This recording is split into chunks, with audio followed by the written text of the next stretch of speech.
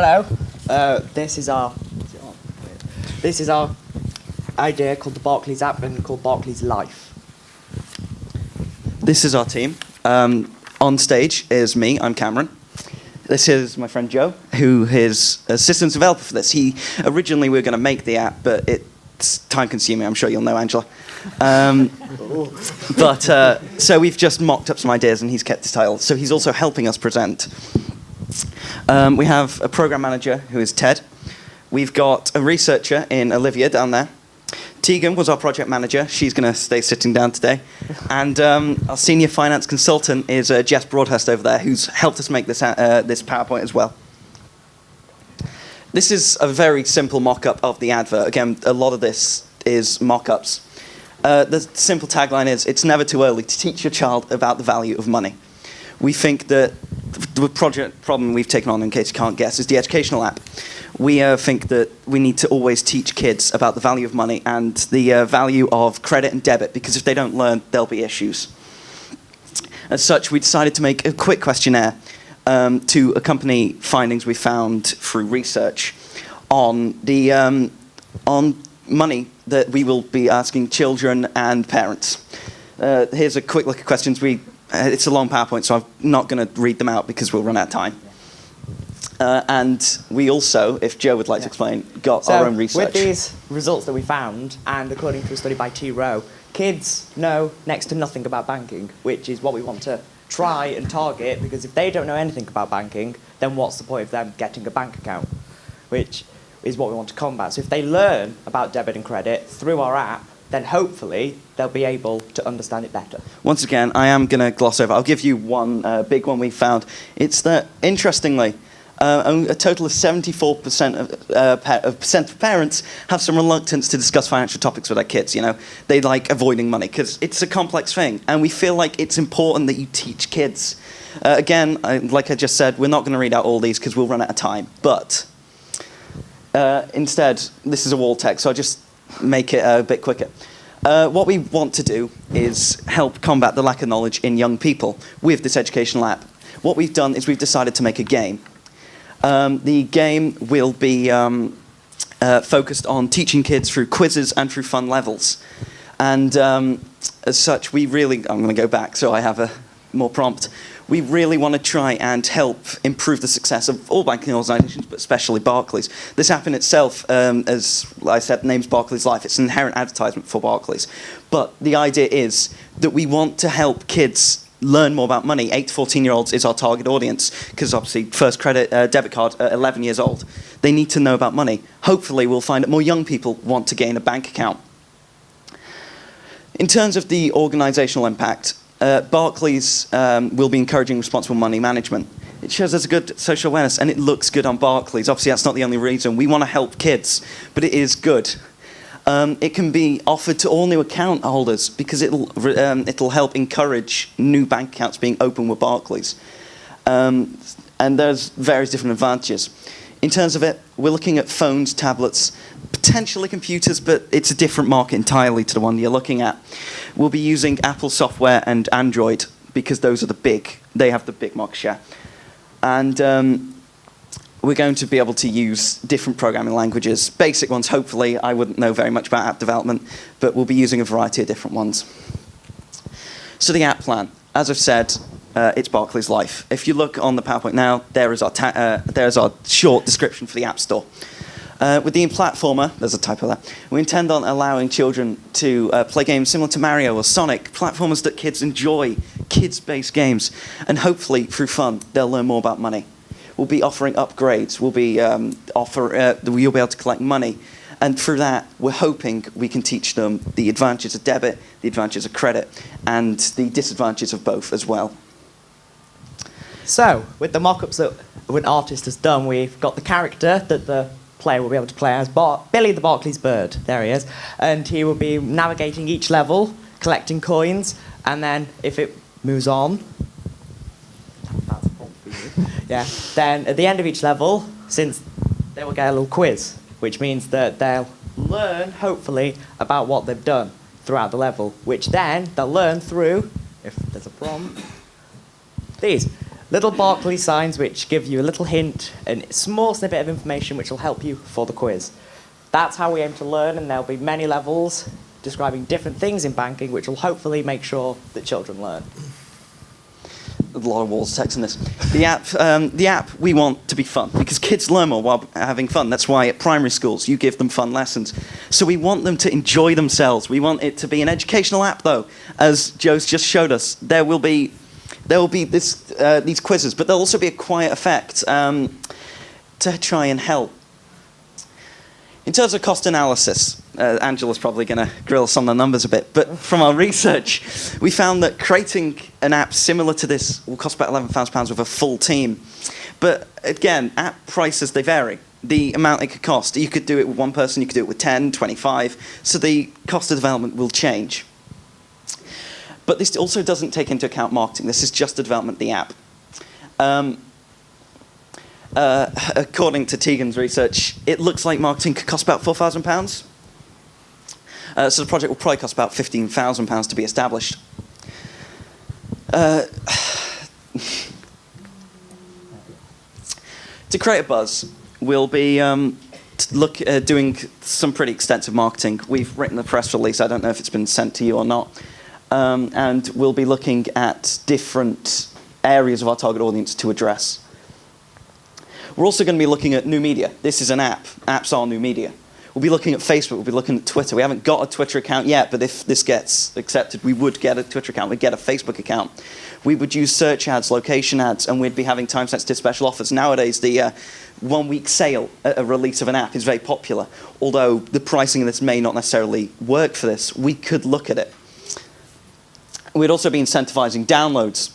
What our plan is to use a couple of different models of this. There's the freemium model where it's free with paid in-app purchases. There's the paid app where you just buy up front, and there's in-app advertising where it could be free. You could monetize it with adverts. We're looking at, in a weird way, a little bit of both with paid apps and being completely free. The way we look at this is we will be looking at using a paid system. It'll be 50p, £1, somewhere in that region, very low if you don't own a Barclays account. However, if you sign up for a Barclays account, we will be offering 2 codes to redeem it and get it free. This way, we kind of encourage people to sign up for Barclays. They get a fun game. They teach their kids. So hopefully this will work. That's our idea. Just adding to that, there's no need to have in-app advertising when Barclays is the advert itself. So there's no point in having these little pop-ups when the advert is the app. The game itself is an advert, so that's hopefully. There's another slide, but as far as I remember, this is unimportant. So we're going to ask for questions. So yeah, any questions, judges?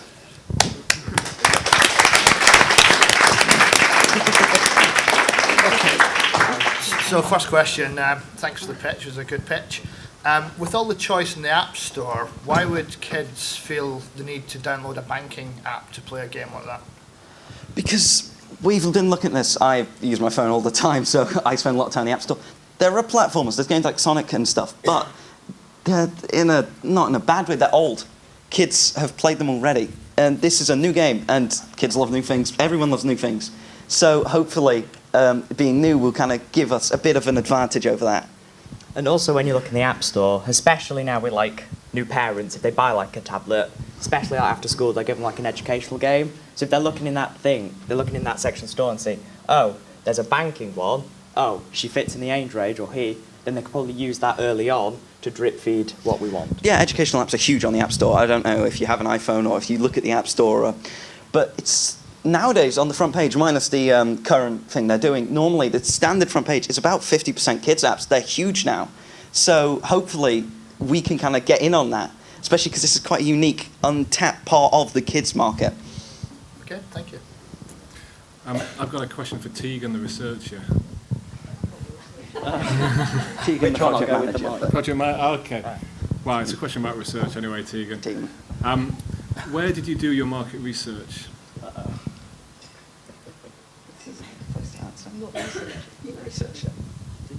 What do you mean, sorry, where did I do it? So where did you do your market research? What sources did you use? I didn't do the research. You're talking about the finance. No, I was talking about market. Okay, so I misunderstood. All right. So maybe I got it wrong. So I remember her researching it, but maybe I got it wrong. Was it? It was. There you go. I did finance, you did research. Okay. Anyway, There you go. market research. Bit Where, of a team up, yeah. where was it done, and what sources did you use to determine what the market was for this Joe, solution? you Sources. yeah, what's the source for our our questionnaire? The questionnaire. Oh, the source of the questionnaire was T. Rowe. I didn't bother to look at his first name, but he was doing a study about banking and children, so that was our main basis for what we based this on, because if we use his key points of that questionnaire, which was debit and credit, and tried to make levels around that in our app, then hopefully that's what he wanted to target, and that's what we're producing, which helps him. Okay, and you talked about potentially not doing the app development yourself. Have you thought about where you might actually get that work undertaken? There are a variety of places. Again, we use some websites. You'll find there's a lot of different people. There's one studio, I can't quite remember its name. I should do, but they've basically cornered the market on kids apps. Kind of goes against what I've just said, but they're called Toker or something. And their job is... okay. They make a lot of apps. If we were to get them, first off, we get the name behind it. And I'm sure they'd be willing to make another kids app, and especially if it was in conjunction with Barclays, it'd look quite good on them. So we could probably contact them. Okay, thank you. So you've said that, you're quite right, I am going to quiz you on the numbers. You've said 11,100 to develop, and you've just mentioned they're using quite a famous software house. How far do you think your 11,100 will go with that software house? They're famous, but they're only within the app market. It's not like we're asking a huge games developer to make it. So, hopefully that would pretty much cover it. But again, wouldn't know, haven't contacted them about it. I probably should have done. But right. So have you done a breakdown of that 11,100? How did you come up with that number? we did do it used to be on PowerPoint, but we had to shorten it a lot. So as far as I remember, a lot of it came from the development of it as a game and the general money sunk into the 100 would come from the Apple license fee, for example. The rest of it would kind of go into the actual development of the game.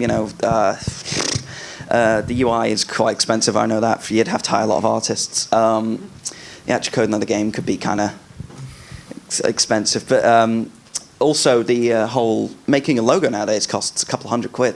So it generally go into the more the administrative side of it.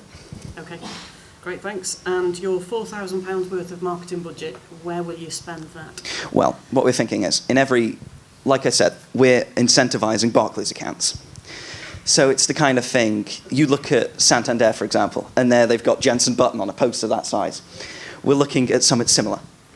We're looking at, kind of saying, on posters, on the big, it's called the screens, the billboards, maybe screens in Barclays branches, kind of, and saying that kind of thing. And that's relatively cheap, I assume, per printing, because it is just printing. Some of it might go to buying promoted tweets on Twitter, promoted posts on Facebook, although I think they're changing that. We did have a leaflet somewhere. We did. I don't know. Have you got it? We've got one. You'll kind of have to That's share. what we're We trying never to got put around in, to like, printing your it. stores, Yep. just for like a little Great, thing. thank you. Okay, great. Yep, super, that's my questions. Thank you very much. Thanks, Thank you. guys. Thank you. Okay, judges, thank you so much. Good use of stage, well done. Okay, just another thing. As I mentioned, I'll keep pointing this out as I go through.